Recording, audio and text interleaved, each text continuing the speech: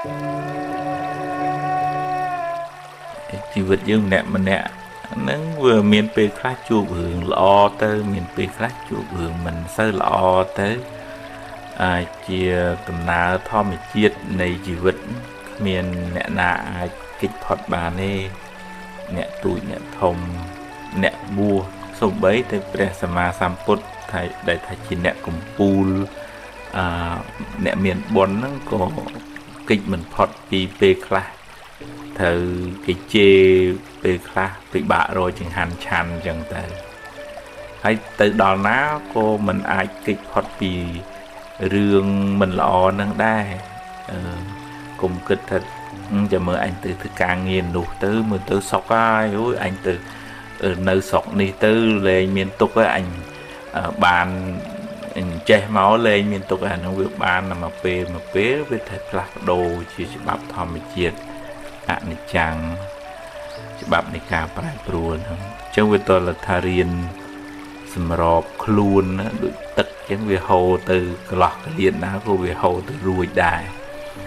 ជីវិតហ្នឹងក៏ត្រូវរៀនទទួលស្គាល់ការពិតពេលខ្លះជួបរឿងល្អយើងមានសទ្ធាកំណត់ដឹងថានឹងជាផលបុណ្យល្អយើងធ្លាប់ធ្វើបុណ្យកុសលចាំម៉ាយចាំឪធ្វើទាន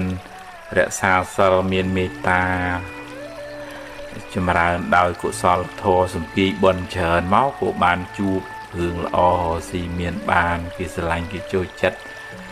ប៉ុន្តែវាមិនចឹងទាំងអស់រហូតណាវាត្រូវពេលខ្លះថ្ងៃខ្លះរស៊ីខាតថ្ងៃខ្លះត្រូវជួបគ្រោះថ្នាក់ថ្ងៃខ្លះត្រូវគេឬគេជេរមិនដឹងរឿងអីចឹងទៅអាហ្នឹងវាតតែកំណត់ដឹងថាពេលខ្លះវាមានរឿងមិនល្អអញ្ចឹងមានសទ្ធាមួយកំណត់ដឹងថា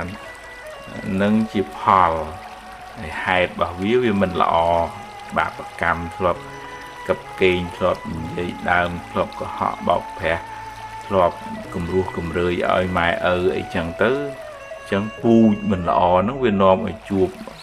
ផលមិនល្អរឿងមិនល្អហើយបើយើងអង្គុយមួម៉ៅជាមួយនឹងរឿងហ្នឹងអាហ្នឹងបាបថ្មីថែមដៅកាហាយររឿងចងគំនុំគុំគួនអីចឹងទៅបាបថ្មីហ្នឹងបង្កើតពូជមិនល្អថ្មីសម្រាប់ផ្ដល់ផលមិនល្អទៅមុខទៀតតើយើងរៀនកំណត់ដឹងថាជីវិតហ្នឹងវាដូចជាទឹកអាឡោកវាឡើងវាចុះវាជារឿងធម្មជាតិនៃទឹកអាឡោកជីវិតហ្នឹងវាឡើងចុះអញ្ចឹងដែរជួបហើយក៏ដោះស្រាយទៅពឹងពាក់គេខ្លះហើយដោះសេចក្តីទុកពីក្នុងចិត្តថាអ្វីវាមិនចេះតែបានដូចចិត្តទេប្រឹងប្រែងបន្តទៅទៀតទៅកុំតុកសិចកុំអស់សង្ឃឹមកុំអង្គុយស្ដីបន្ទោសអ្នកនេះអ្នកនោះហើយកុំឲ្យវាច្បោកច្បល់ទៅជារឿងគិតខុសទៅជារឿងធ្វើអញ្ចេះទៅបាត់ចង្រៃធ្វើអញ្ចោះទៅផុតគ្រោះអញ្ចឹងចេះតែហក់លោតផុតពីសទ្ធាក្នុងការជឿកម្មផលហ្នឹងជួនកាលវាទៅជាគេបោកប្រាស់អីផ្សេងទៅមិនបានកំណត់ដឹងថាយើងមានពូជមិនល្អយើងទទួលផលមិនល្អមិនអាចអ្នកណាមកខាត់ខាំងរារាំងបានទេហើយបើយើងចង់បានផលល្អយើងប្រឹងប្រែងសំពូជល្អពីឥឡូវទៅហើយរឿងកម្មពីអតីតយើងមិនអាចទៅលុបបំបត្តិបានទេសូម្បីតែព្រះសម្មាសម្ពុទ្ធក៏ព្រះអង្គនៅទទួលផលនៃកម្មចាស់នឹងដែរត្រូវចុកខ្នងត្រូវគេពមៀលដុំថ្មទេវទត្តពមៀលដុំថ្មមកត្រូវជើងព្រះអង្គបែកឈាមអញ្ចឹងទៅត្រូវធ្លាក់ព្រះលោហិតអីចឹងទៅអានឹងព្រះផងទៅខាត់កម្មខ្លួនឯងនឹងខាត់មិនបានផងអញ្ចឹងឲ្យមានកម្មសកតាសទ្ធាថាសទ្ធាជឿជាក់មុតមមមួយថាសត្វលោករួមទាំងយើងគ្រប់គ្នានឹងប្រព្រឹត្តទៅតាមកម្លាំងកម្មអំពើដែលយើងបានធ្វើទាំងអតីតទាំងបច្ចុប្បន្ន យើងអាចកែប្រែជោគវាសនាយើងទៅអនាគតបានប៉ុន្តែយើងត្រូវចាប់ផ្ដើមសាងហេតុល្អពីឥឡូវទៅយើងមិនអាចផ្ដេកផ្ដួលទៅលើកម្មពីអតីតទាំងស្រុងឯងព្រោះកាលណាយើងមានសទ្ធាមុតមមអញ្ចឹងយើងអត់ច្បោកច្បល់យើងអត់ដូចថាផ្អើលតាមគេអ្នកនេះឬចេះអ្នកនោះឬចោះចេះតែជ្រួលជ្រាលទៅឯងខ្ញុំជាអ្នកសម្រេចជោគវាសនាជីវិតរបស់ខ្ញុំទង្វើរបស់ខ្ញុំជាអ្នកចាត់ចែងជោគវាសនាឲ្យខ្ញុំជាម្ចាស់ជីវិតម្ចាស់ជោគវាសនាអាហ្នឹងមានសទ្ធាមុតមមអញ្ចឹងយើងអត់ច្បោកច្បល់យើងអត់ផ្ដេកផ្ដួលទៅរឿងអីផ្សេងទេអាហ្នឹងសទ្ធាប្រកបវិជ្ជាក្នុងពុទ្ធសាសនាធ្វើឲ្យយើងរឹងប៉ាំង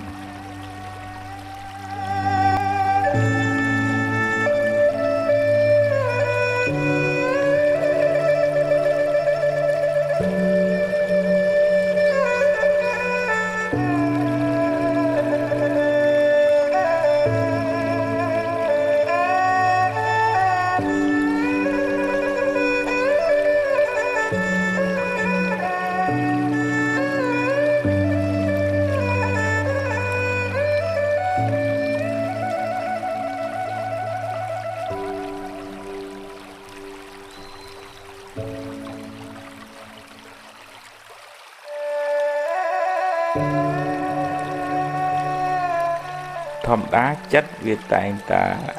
គិតរឿងនេះរឿងនោះវាតែងតែតោងរអារម្មណ៍ហើយប៉ុន្តែបើយើងបដែតបដោយវាពេកវាមានបញ្ហាដល់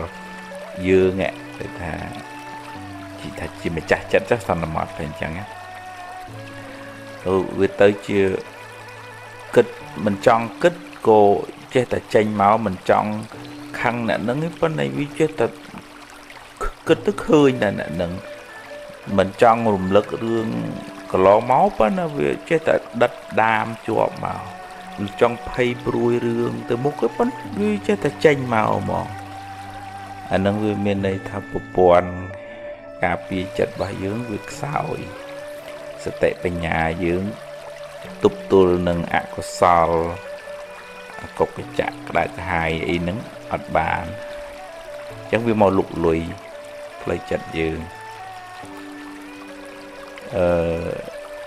តរហោវិធីសាស្ត្រទប់ទល់អាហ្នឹងយូរទៅវាអាចធ្វើឲ្យយើងឆេវឆាវធ្វើឲ្យយើងមួម៉ៅវាធ្វើឲ្យយើងគេងមិនលក់យប់ឡើងវិលរហូតចឹងហើយអានោះបើវាធ្ងន់ធ្ងរត្រូវមានថ្នាំពេទ្យជួយតាមវិជ្ជាវិទ្យាទៅគេងលក់ស្រួលទៅវាធូរបន្តិចពីព្រោះផ្លូវចិត្តហ្នឹងវាតកតទៅនឹងដំណេកហ្នឹងខ្លាំងមែនតើកាលណាគេងអត់លក់គ្រប់គ្រាន់គ្រោះថ្នាក់មែនតើហើយទៅថាសុខភាពផ្លូវកាយហ្នឹងមើលព្យាបាលហាត់ប្រាណញ៉ាំនៅកន្លែងស្រឡះកុំនៅស្មុកក្នុងបន្ទប់អុកមួយមុខអត់ងើបចេញទៅណាអាហ្នឹងវាបានដៃអាស្មុកអាស្មាញ៉ាមួម៉ៅឆេវឆាវហ្នឹងវាមកផ្គុំគ្នានៅកន្លែងសុកមួយមុខហ្នឹងហ្មងអញ្ចឹងតើឡើងងើបតើឡើងលវៀងហាត់ប្រាណធ្វើនេះធ្វើនោះដើរទៅស្រោចទឹកបន្លែបកាឬក៏ធ្វើអីទៅឲ្យថាឲ្យវាសកម្មភាពផ្លូវកាយវាអាក់ទីវអាហ្នឹងយើងព្យាបាលពីខាងក្រៅហើយតននៅក្បែរហ្នឹងក៏រកមនុស្សដែលជួយសម្រួលផ្លូវចិត្តដែរហើយអ្នកនៅក្បែរហ្នឹងក៏គួរយល់ដែរបើឃើញគាត់យើងញ៉ៅម៉ងម៉ាំងឆេវឆាវហ្នឹងខុសពីប្រកដីហ្នឹងអាហ្នឹងកំណត់ចំណានថាគាត់មានបញ្ហាផ្លូវចិត្តរបស់គាត់ទេជួនកាលគាត់អត់ចង់អញ្ចឹងទេប៉ុន្តែវាប្រទាញឲ្យទៅអញ្ចឹងអាហ្នឹងអកុសលវាធ្ងន់ទៅវាប្រទាញយើងទៅអញ្ចឹងមកអត់ចង់លោឡាមុងម៉ាំងអីទេប៉ុន្តែវាប្រទាញយើងទៅឲ្យមុងម៉ាំងខុសប្រកដីអញ្ចឹងហើយគឺថាសារ បង្អោនចិត្តមកក្នុងការស្ដាប់ធម៌បង្អោនចិត្តមកកន្លែងស្ងប់ស្ងាត់ឧទាហរណ៍ថាមកថ្វាយគុំព្រះបូជាផ្កានៅកន្លែងដែលរៀងស្រឡះស្លុំទៅរៀនធ្វើសមាធិព្រោះអ្នកដែលហាម5ចិត្តលេងបាននឹងដោយសារអត់បានផ្ចង់ស្មារតីចិត្តវាអត់នៅនឹងណាវារត់ទេតាយទៅអញ្ចឹងតើហ៊ានមកបង្អោនចិត្តនៅក្នុងមេត្តាក្តីសូមឲ្យខ្ញុំបានសុខរួចផុតពីទុក្ខសូមឲ្យខ្ញុំបានសុខរួចផុតពីទុក្ខសូមឲ្យសពសត្វទាំងអស់បានសុខរួចផុតពីទុក្ខបង្អោនចិត្តចំពោះដង្ហើមចេញដង្ហើមចូលអានាបានសតិយូរទៅចិត្តវានៅនឹងដង្ហើមវាអត់រវើរវាយទៅក្រៅច្រើនពេកទេហើយតែបដៅចិត្តរវើរវាយទៅវាកើតទុកយើងហ្នឹងណាហើយជំងឺនេះមានទាំងអស់គ្នាទាំងអ្នកមានទាំងអ្នកក្រអ្នកទូចអ្នកធំសិតតែមានជំងឺហ្នឹងហើយរៀនដូចថាកាត់ថយតិចទៅមានបញ្ញាទៅកាត់ថយកំហឹងទៅមិនខឹងមិនគុំទេដូចទៅហ្នឹងហើយជីវិតហ្នឹងវាអញ្ចឹងវាមានបានខ្លះមិនបានខ្លះហើយគុំមិនចំណែនគេទេអូយបុនគេណាអ្នកឯងមានបានទៅជឿចុះខ្ញុំមានសេចក្តីសន្តោសហើយខ្ញុំប្រឹងរកបានប៉ុណ្ណឹងខ្ញុំសប្បាយចិត្តនឹងប៉ុណ្ណឹងហើយរឿងណាហួសហើយអាហ្នឹងចាត់ទុកថាផលបាបចាស់ទៅចុះហើយទៅមុខទៀត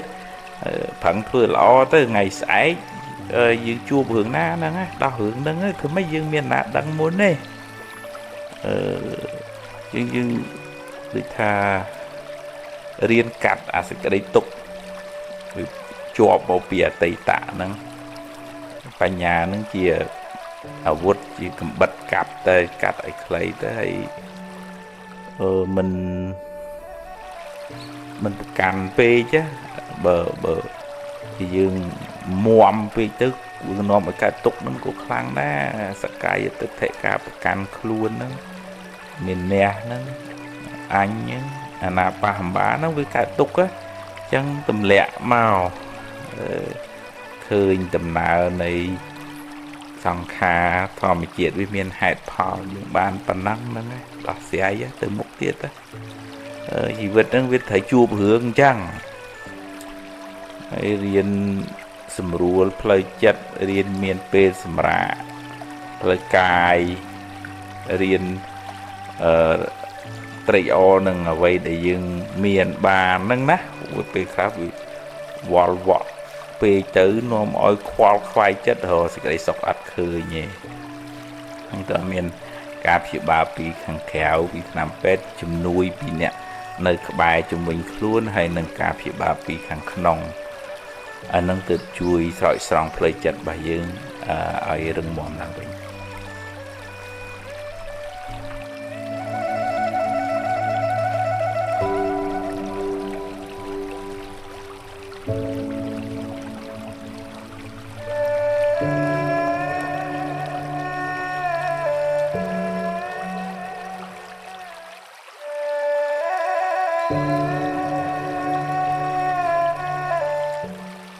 ផ្លូវចិត្តយើងវារងឥទ្ធិពលពីរបៀបគិតសំតិចម្ដងឧទាហរណ៍ថាបើអ្នកនឹងជួយចិត្តតូចចិត្តអន់ចិត្តខឹងមលឹកមលើកមួម៉ៅនឹងអ្នកនេះនឹងអ្នកនោះមិនចេះចប់មិនចេះហើយអានឹងអាចមានបញ្ហាពីដំបូងឡើយទេអត់អីទេប៉ុន្តែយូរទៅចិត្តរបស់យើងវាខ្សោយវាស្ថិតនៅក្រោមអំណាចការគិតអវិជ្ជមានហ្នឹងបើនៅក្នុងធម៌លោកហៅថាជា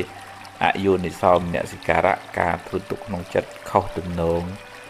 យូរទៅវាធ្វើឲ្យយើងអត់មានកម្លាំងតតាំងនឹងភាពខ្សៅមងផ្លូវចិត្តហ្នឹងឯងចឹងបានយើង គួរសំរឿងល្អវិញឧទាហរណ៍ថាយើងចេះអត់អោនទៅគិតថាមនុស្សវាខុសគ្នាអញ្ចឹងយើងមានសេចក្តីស្រឡាញ់មេត្តាទៅនឹកឃើញថាយើងក៏ចង់បានសុខគេក៏ចង់បានសុខដែរយើងឃើញគេមានឃើញគេបានយើងអមួយគេទៅមិនចំណែននឹងទៀតទេអានឹងជាការសំឧបនិស្ស័យល្អ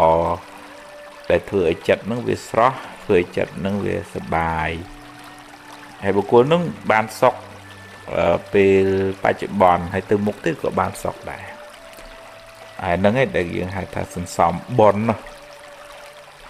ហើយមួម៉ៅក្តៅក្រហាយខឹងចំណែនស្អប់និន្ទាឈ្នានីសអាហ្នឹងគេហៅសន្សំបាបហើយហ្នឹងពិបាកតាំងពីពេលបច្ចុប្បន្នទៅហើយពេលដំបូងអត់ទាន់អីម៉ានទេនៅរៀងខ្លាំងអញខ្លាំងអញបកែអញជីអញជន់អញជេរអញអីគេចឹងទៅប៉ុន្តែដល់ពេលយូរទៅដេកមិនលក់បក់មិនលហើយមួម៉ៅក្តៅក្រហាយតបប្រមល់ទួលពធោកើតទៅជាជំងឺផ្លូវចិត្តមានវិបត្តិអានឹងលែងបានសុខហើយទោះជា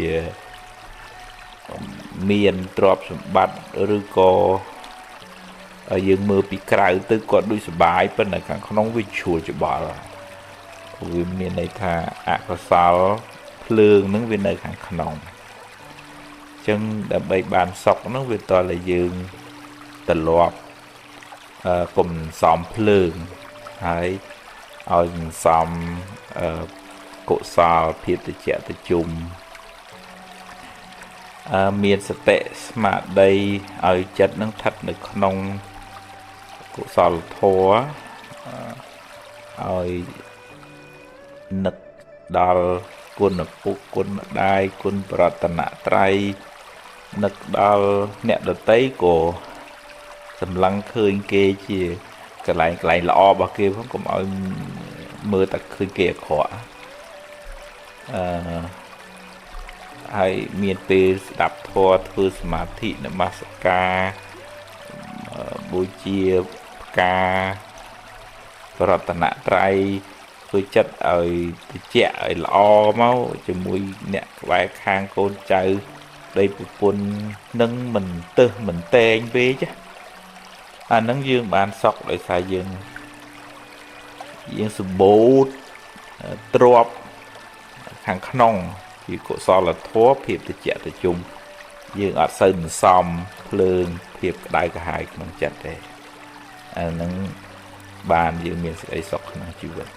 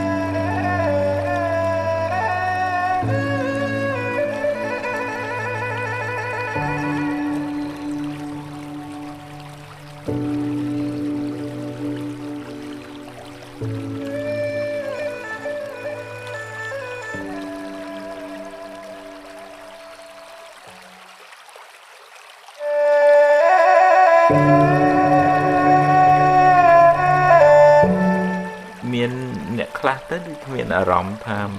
រៀងក្រៀមក្រំសោះក្រោះអត់សប្បាយក្នុងចិត្តហ្នឹងវាអត់មានអីធ្វើឲ្យមានកម្លាំងនឹងក្រោកឈរធ្វើនេះធ្វើនោះហើយរមូលហេតុអត់ឃើញទេដូចជាអស់ធម៌ពល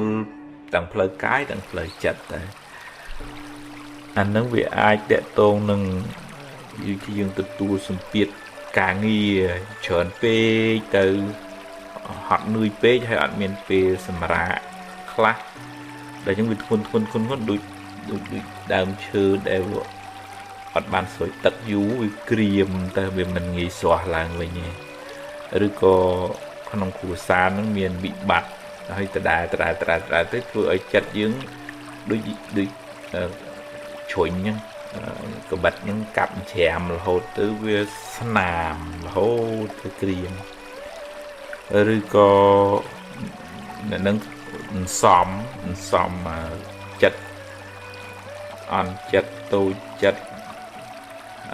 ខឹងទាស់ចិត្តច្រើនយូរទៅវាមកជំរុកចិត្តហ្នឹងសិតតាភាពសៅមងភាពក្រៀមក្រំភាពតូចចិត្ត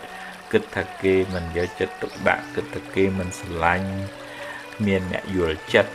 អីចឹងសាអាចិត្តហ្នឹងវាសំភ្លើងសំភាពកុហកកាហាយក្នុងចិត្តយូរវាអូតូម៉ាទិកគឺវាក្រៀមចឹងមកចឹងតើឡើយយើងអាចដូររបៀបគិតមកឧទាហរណ៍ថាធម្មតាជីវិតទៅជួបបញ្ហាដោះស្រាយទៅដោះស្រាយហើយដោះហើយទៅកុំស្ពាយសំពីងសំពង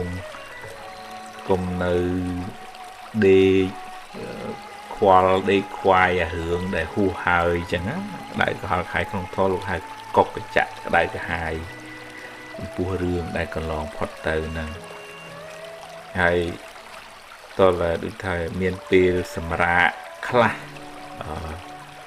ដើម្បីរក្សា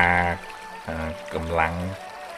ផ្លូវកាយនេះក្នុងការធ្វើកិច្ចការងារឲ្យបានវែងឆ្ងាយ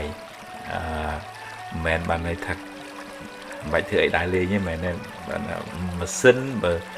ប្រើវាក៏ថាមានពេលពលត់ដើម្បីកុំឲ្យវាក្តៅពេកដែរខួរក្បាលរាងកាយហ្នឹងក៏អញ្ចឹងដូចគ្នានៅក្នុងធម៌លោកឲ្យប្រើអិរិយាបថឲ្យស្មើគ្នាដេកដើរឈរអង្គុយហ្នឹងហើយបរិយាកាសជុំវិញខ្លួនក៏វាមានឥទ្ធិពលលើផ្លូវចិត្តយើងដែរឧទាហរណ៍ថាកន្លែងក្លុករស់នៅបើវាស្មុគវាស្មាញវាផ្សែងវាពុលវាហុយអានឹងក៏ធ្វើឲ្យមួម៉ៅស្មុគស្មាញដែរអញ្ចឹងតើកន្លែងស្រឡះបើកអួចបើកទ្វារដើម្បីយកខ្យល់អាកាសហើយដើរហើរហាត់ប្រាណអីចឹងទៅដូរបរិយាកាសរស់នៅហ្នឹងទើបអាចធ្វើឲ្យរាងកាយរបស់យើងនឹងរឹងប៉ាំហើយបន្ទាប់តែយើងសួរខ្លួនឯងថាថ្ងៃហ្នឹងយើងបានធ្វើអីដែលធ្វើយើងសប្បាយចិត្តវាជាផលប្រយោជន៍មិនមែនថាតែមាសតែប្រាក់នេះយើងគិតថាថ្ងៃហ្នឹងយើងបានធ្វើអីជាកិច្ចការងារដែលសំខាន់សម្រាប់ខ្លួនយើងឬក៏សម្រាប់អ្នកនៅជុំវិញខ្លួនយើងឬក៏ជួយកិច្ចការងាររបស់ឪពុកម្ដាយរបស់សហគមន៍ភាពរីករាយក្នុងអំពើល្អតិចហ្នឹងដូចទឹកប្រោះព្រំផ្កាអញ្ចឹងឲ្យវាស្រស់អំពើល្អការរីករាយក្នុងសកម្មភាពតិចហ្នឹងដូចជាទឹកដែលមកប្រោះចិត្តហ្នឹងឲ្យវាស្រស់អញ្ចឹងហើយវាតលមានពេលស្រោចចិត្តហ្នឹងដោយកម្លាំងនៃធម៌ដោយការរំលឹកគុណមេត្តាបិតារំលឹកគុណព្រះរតនត្រ័យធ្វើសមាធិស្ងប់ចិត្តទៅវាចិត្តហ្នឹងវារកកន្លែងស្ងប់ឃើញវារកកន្លែងសុខឃើញឲ្យវាមកជ្រកនៅក្នុងអារម្មណ៍ដែលធ្វើឲ្យកើតចិត្តជ្រះថ្លាចិត្តរីករាយក្នុងបុណ្យហ្នឹងឧទាហរណ៍ជាផ្កាមកបូជាព្រះទិញខោអាវឲ្យក្មេងៗសភៅប៊ិចឲ្យក្មេងៗរៀនសូត្រទៅជួយចាស់ឬក៏មានកិច្ចការធុរៈអីជួយមិត្តភ័ក្តិអាហ្នឹងអាទិញចឹងវាដូរពីអាក្រៀមក្រំត្រឡប់មកទៅជាភាពស្រស់ស្រាយវិញហើយ ហើយរៀនចម្រើនការយល់ដឹងក្នុងធម៌លោកថាមានបញ្ញាឃើញសភាពនៃចិត្តនឹងវាប្រែប្រួលហើយមិនប្រកាន់ចង់ឲ្យតែចេះទៅហើយមួម៉ៅមិនបានមិនអញ្ចឹងឯអត់ទេអូចិត្តហ្នឹងវាឡើងវាចុះអញ្ចឹងហ្នឹងឥឡូវមើលឃើញដំណើរចិត្តឡើងចុះអញ្ចឹងបើវាស្ថិតនៅក្នុងអារម្មណ៍នាំឲ្យក្តៅក្រហល់កាហាយខឹងចំណែនស្អប់រឿងនឹងអ្នកនឹងទេយើងរៀនដូរមកគិតថាតែគេមានកន្លែងវាល្អខ្លះដែរឬក៏ដូរពីជជែកពីបុគ្គលហ្នឹងមកជជែកពីបុគ្គលដែលនាំឲ្យចិត្តយើងស្រស់វិញទៅដូរប្រធានបទបើនៅក្នុងធម៌ដូចថាយើងដូរអារម្មណ៍អញ្ចឹងយើងសំឡើងវិញទើបចិត្តហ្នឹងវាស្រស់មានពេលឱកាសមកវត្តមកវាថ្វាយការនមស្ការសមាធិជួបជុំមិត្តភ័ក្តិនឹងក៏មិត្តភ័ក្តិជាកល្យាណមិត្តអានសភៅធម៌ស្ដាប់ធម៌រឿយទៅហើយធ្វើកិច្ចការងារណាដែលយើងគិតថាយើងធ្វើហើយវាសប្បាយចិត្តធ្វើក្នុងកុសលណារឿយទីទៅអាហ្នឹងដូចយើងប្រោះឬក៏ស្រោចដើមឈើដែលវាក្រៀមស្វិតហ្នឹងត្រូវការចំណាយពេលយូរទំនំទៅវាស្រស់ឡើងវិញយ៉ាងណាកុសលធម៌ទឹកចិត្តស្រស់ស្រាយក្នុងអំពើល្អចិត្តដែលតម្កល់នៅត្រូវដោយសតិបញ្ញាស្មារតីហ្នឹងវានាំចិត្តហ្នឹងឲ្យស្រស់ឡើងវិញចិត្តលហុតាវាដូចថាវាស្រាលឡើងវិញទៅ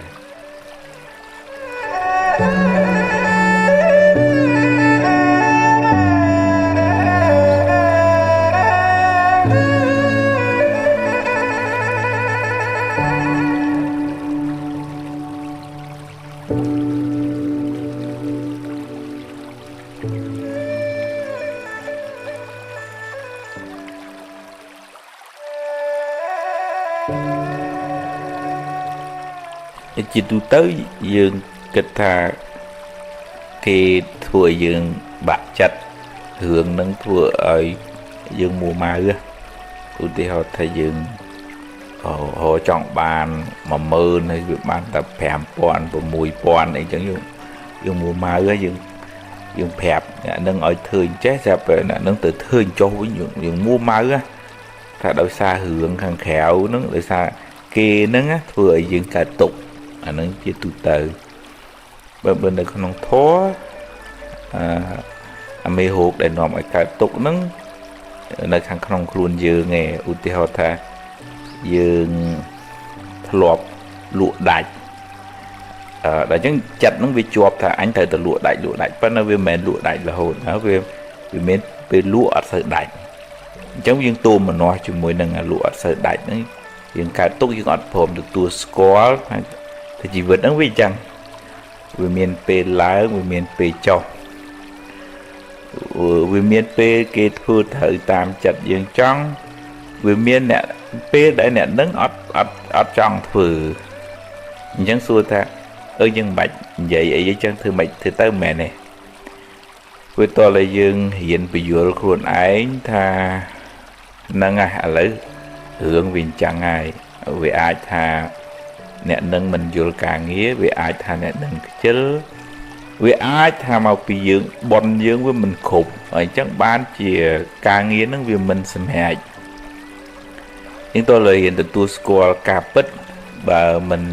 អញ្ចឹងយើងមួម៉ៅគ្រប់រឿងទាំងអស់ងាកទៅណាគឺយើងមួម៉ៅដែរពីព្រោះអាការជាប់ជំពាក់ខាងក្នុងចិត្តយើងនឹងអាការប្រកាន់ហ្នឹងណាថាត្រូវតែអញ្ចឹងបើមិនអញ្ចឹងខ្ញុំអ្នកកើតទុក្ខហើយឬគល់នៃសេចក្តីទុក្ខហ្នឹងវានៅខាងក្នុងអញ្ចឹងជាពុទ្ធជនហ្នឹងវាតែងតែមានការជាប់ជំពាក់ហួងហែងប៉ុន្តែក៏ត្រូវតែរៀនប្រាប់ចិត្តខ្លួនឯងថានឹងតកណាយើងជាប់ស្អិតច្រើនពេលព្រាត់ពេលបែកកើតទុក្ខក៏ច្រើនដែរ dân dương riêng bình dùa khuôn ấy ở miền sự cái sẵn đau không này máy bên này thay dương và bên này lực lấy tốt sẵn đau không này thua cứ dương riêng rây o nângสมรรถភាពដែលយើងអាចរកបានអ្វីដែលយើងរកបានដោយសុចរិតដោយត្រឹមត្រូវមិនទៅចំណែននិន្ទាមិនទៅប៉ុណ្ណឹងប្រជែងអីជាមួយអ្នកណាទេគេរកបានយើងអមួយគេបនគេមានយើងរកបានប៉ុណ្ណឹងបនខ្ញុំមានប៉ុណ្ណឹងហើយយកអ្វីដែលខ្លួនមានហ្នឹងធ្វើជាដើមទុនបន្តហើយធ្វើបនបន្តដូចជាយើងយកស្រូវពូជទៅព្រោះអញ្ចឹងចាំម៉ែចាំឪចែកសង្គ្រោះដល់អ្នកដទៃយើងដាំពូជថ្មីបនចាស់យើងមានបានប៉ុណ្ណឹងហើយបើអ្នកណាមានបនមកច្រើនគេសេពគប់ត្រូវគេមានបញ្ញាគេរកស៊ីបានច្រើនហើយកុំភ្លេចយកទ្រព្យធននឹងធ្វើជាពូជថ្មីចាំម៉ែចាំឪជួយសង្គ្រោះអ្នកក្រីក្រពិបាកហើយស្ដាប់ធម៌ស្ដាប់អាអប់រំចិត្តឲ្យចិត្តត្រជាក់ចិត្តល្អបើមានទ្រព្យហើយមួម៉ៅក្តៅក្រហាយក៏អត់សុបាយអីដែរអញ្ចឹងតើរក្សាចិត្តផងបើយើងរកបានមធ្យមវារៀងតឹងអាហ្នឹងក៏យើងត្រូវតែរៀនពយល់ខ្លួនឯងថាខ្ញុំមានសមត្ថភាពខ្ញុំមានសម្ពាយបុណ្យប៉ុណ្ណឹងចឹង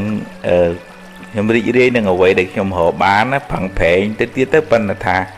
មិនកើតទុកមួម៉ៅក្តៅក្រហាយប្រៀបធៀបអូ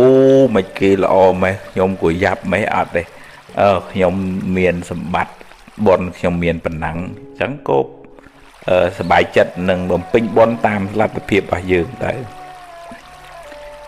នឹងទើបយើងមិនសូវកើតទុកឲ្យរៀនទម្លាក់ការប្រកាន់ដូចថាមួម៉ៅនឹងគេថាត្រូវតែធ្វើតាមខ្ញុំអានឹងទៅទម្លាក់អានឹងខ្លះកំណត់ដឹងថាអ្វីវាមិនអាចតាមចិត្តយើងចង់បានគ្រប់រឿងទេដោះស្រាយទៅបដៅទៅណែនាំទៅហើយទៅមុខទៀតទៅអានឹងទើបយើងមិនទៅកើតទុកខ្លាំង